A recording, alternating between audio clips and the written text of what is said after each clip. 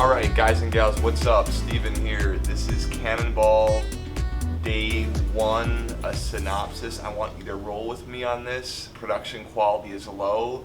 We're coming up on a year since this event started and ended, so I just want to get the information out there while it's still not totally gone from my mind in hopes that it will help you.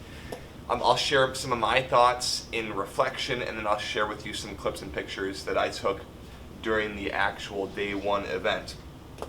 First, more people will be at the starting line than actually finish the Cannonball Run, okay? Like, people showed up, I mean, there must have been, I don't know, 2 or 3 times as many people that started than compared to finished, maybe even more than that. And some people had like families would come with like a husband and wife and a kid or two, and they would basically like do like the first 200 miles, the first 2 days or 3 days, and then they'd peel off and go back home. So they'd ship their scooter out there, and then they do part of the race, and then when it was their turn to where their home was, they just kind of go off and head home versus going the whole distance. Not gonna lie, I strongly considered that up to like the very moments when I could have made that decision, strongly. So more people be at the start than finish, and some people had some like gorgeous, really nice bikes where you're like, wow, like that's like a brand new Vespa, latest model, looks super slick and awesome, and I'm like, whoa, that's sweet. Two, in my run, you could pay like $200 to get a bin on the laundry truck, so you could put in the bin like whatever you wanted, like, you know, parts or oil or clothing or soap or blah blah blah, so that you didn't have to carry it on your bike. And that truck then would go from the main hotel to the next main hotel, and they'd leave like in the morning around 7 or 8 after everyone left, and then it would get in shortly after like the first riders would show up, so that you could transport stuff from one location to the next without having to have it on your scooter. So things that were not essential to you, like clothing or extra food snacks or like non-essential parts and stuff, you could put there and get it from one place to the next.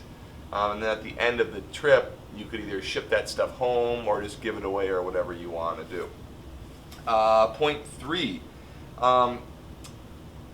On the first day, 2 guys had scooter problems, and I stopped to help both of them, or I tried to help. I didn't know what I was doing. I'm like a total rookie newbie. I'm like an embarrassment to the scooter cannonball community because I know so little, right?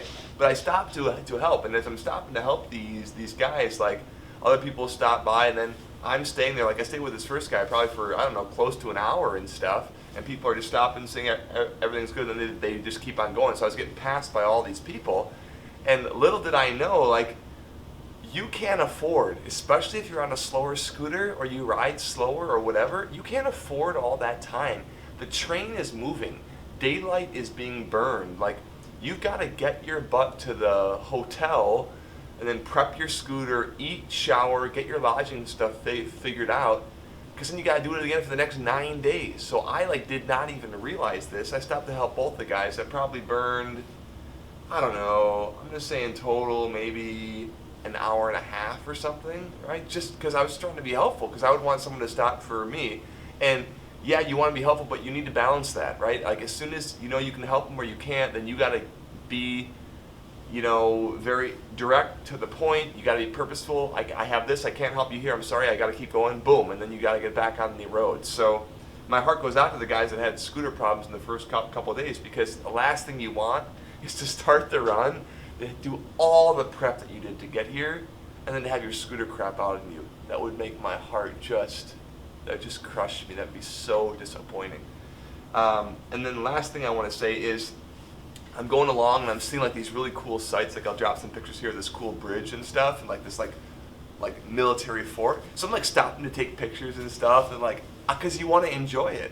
Well, if you ride slow like I do, where you got a slow bike, you don't have the time to stop and enjoy it. Or you need to plan out where your stops are going to be ahead of time during that day, so you can enjoy those for 5 minutes here, 5 minutes there. But if you're just riding blind like I was, and everything is cool, when you stop to take all those pictures, it slows you way down, and you're getting in way later than everyone else. Okay, enough of me talking. Here's the footage I took of that day. We'll see you guys on day 2. All right, good morning, folks. It is just before, I think, 6 a.m. on Monday. This is the first day of the Cannonball. We got up at 5. I was up at 3. I slept right on the other side of this bed, right down there. Just a lot of stuff on my mind that we got to get going today. Got to drop off my stuff in the laundry bin truck. Do some last minute preparations. And outside here, got my scooter going right over there. Some of the guys are getting stuff ready. And we're getting ready to do day 1 of the Cannonball. So we're going today less than 400 miles. We're supposed to be getting rain though, so that's got me nervous. And fingers crossed. So heading down to the pier for a group picture before we head off. And here we go.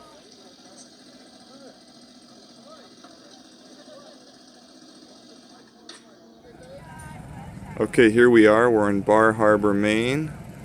It is Monday, July 12th. We're starting the Scooter Cannonball Run of 2021. And here's a shot of the scenery.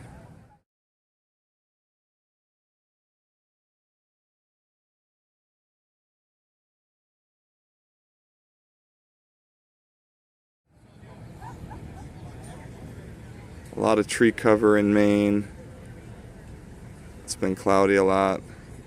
Really rocky shores. And you really see the tide come up and down with all the rocks on the shores. And there's everyone here in the parking lot. We're getting ready for a 6:30 picture, and then we're gonna hit the road. Destination today is Worcester, Vermont. And everyone's got their bikes here. Very exciting. Here come some more riders right now.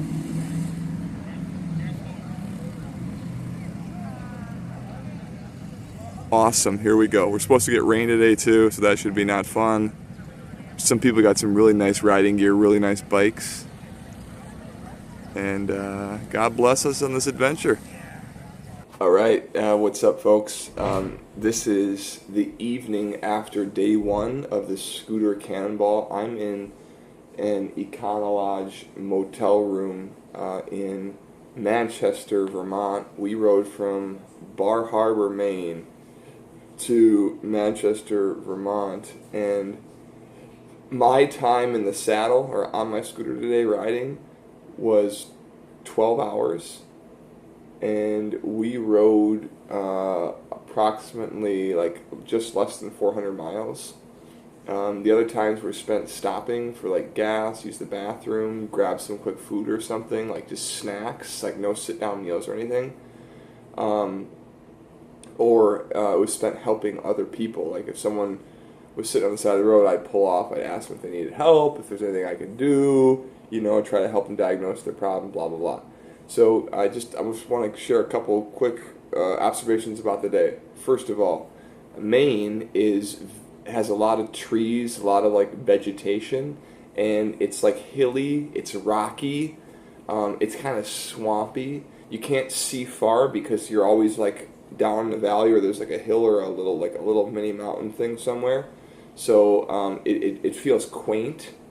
And one of the cool things about Maine is when the tide goes out, all the water goes out of like all these little inlets, so it's super obvious when the tide's out, and it's kind of like mucky, muddy, kind of like really, it's like a fishy, kind of smelly and looky. So anyway, those are just some impressions of Maine. And then when we got into Vermont, one of the coolest parts of the day was going through we went through this like really high mountain pass, which is like, I don't know, it's like 12,000 or 13,000 feet. So that was really cool because the road was, there was one lane going each way. There was no cross traffic. The roads were smooth. And it was like a stream on one side and trees on the other, so it was just like really like picturesque and beautiful. You kind of get in the zone and just cruise that thing, and that was really fun. Some other thoughts on the Cannonball. Tomorrow we're going to do like around 500 miles. Today we did less than 400. I took 12 hours in the saddle to do under 400 miles. How long is it going to take me to do over 500 miles tomorrow? That's a ton of time. It's a ton of miles. And my scooter, when I'm going uphill, cruises at under 45, going at an incline. When I'm going downhill or something, I can get it maybe up to 60, 65. But with a 150cc bike, my bike is small. Most people have got bigger bikes, 200s, 250s, whatever, bigger than mine, so they can just rip. And when we started, what I noticed right away was everyone is going super fast. In my opinion, everyone's speeding. People got to the hotel today where I ended up, I got there at 9, right? Let's say I had 2 hours to stop and stuff, so let's say I could have got there at 7. People got there between like 3:30 and 4, okay? That's wicked fast, all right? So people are, I think, people are speeding. I don't know. I assume that they're better riders than I am. They're driving, more carefully, but they're going really fast, and that's what they're doing. So if I'm trying to obey the speed limits, I'm thinking it's taking me longer than 12 hours to get here. So anyway, just some thoughts of the first day. I'm not sure if I'm going to continue. I'm on the fence, and I'm tired. Now I gotta go to bed, get up, and do it all over. And when you get in so late in the day and you're tired and you gotta shower, you gotta find like the laundry truck, you gotta fix anything on your scooter, like it's just stressful, right? Like I don't know how you have time to do anything here because it's just like go, go, go, go. So anyway, just some thoughts after day one.